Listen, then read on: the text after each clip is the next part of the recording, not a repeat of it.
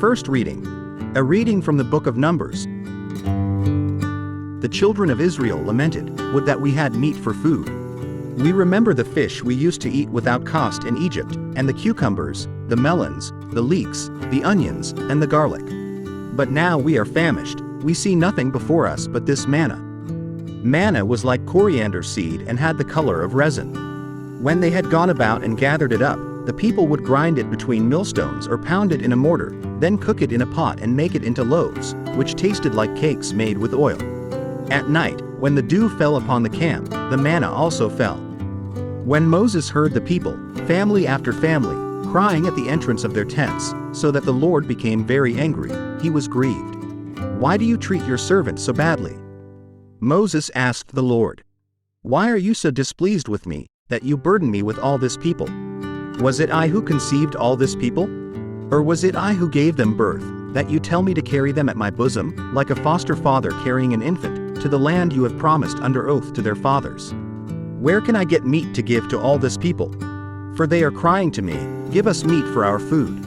I cannot carry all this people by myself, for they are too heavy for me. If this is the way you will deal with me, then please do me the favor of killing me at once, so that I need no longer face this distress." The word of the Lord. Thanks be to God. Responsorial Psalm. Let our response be, "Sing with joy to God our help. My people heard not my voice, and Israel obeyed me not, so I gave them up to the hardness of their hearts, they walked according to their own counsels." Response. Sing with joy to God our help. If only my people would hear me, and Israel walk in my ways, quickly would I humble their enemies, against their foes I would turn my hand. Response. Sing with joy to God our help. Those who hated the Lord would seek to flatter me, but their fate would endure forever, while Israel I would feed with the best of wheat, and with honey from the rock I would fill them. Response. Sing with joy to God our help.